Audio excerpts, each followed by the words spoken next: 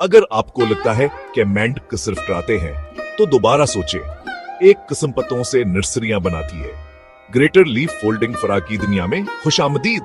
ये पहला सीन है बेहतरीन पत्ते की तलाश।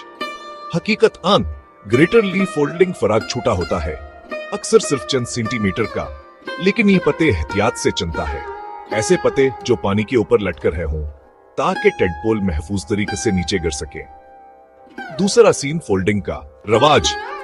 हकीकत दी यह मेंढक कप्तों के किनारों को जोड़ते और मोड़ते हैं, अपने रतूबतों और एहतियात से टांगों के काम से। माँ या बाप नस्ल के लिहाज से अंडों के दिनों तक हिफाजत के लिए अंदर छुप जाते हैं। तीसरा सीन शानदार अख्ताम। हकीकत ठीक जब अंडे निकलते हैं तो टेडपोल नीचे पानी में गिर जाते हैं और जिंदगी का आगाज तेजी से करते हैं। बहत से शिकारीचे छुपे होते हैं, असली वक्तावर जगह बहता हम है। यहाँ दिलचस्प बात यह है, हर घोंसला अपनी मर्जी के मुताबिक बनाया जाता है। कुछ पत्तों में एक ही बार अंडे दिए जाते हैं, दूसरों में कई बार। मेंढक कभी कभी घोंसले 2 बार इस्तेमाल करते हैं। मेंढक की घोंसले मरम्मत करते हैं, जो हकीकी वालिदीन की सरमायाकारी को जाहिर करता है। साइंसदाना उनका मुताला मस्कन की सेहत के बारे में करते हैं। अगर लीफ फोल्डर्स गायब हो जाएं, पूरा इकोसिस्टम खतरे में पड़ जाता है।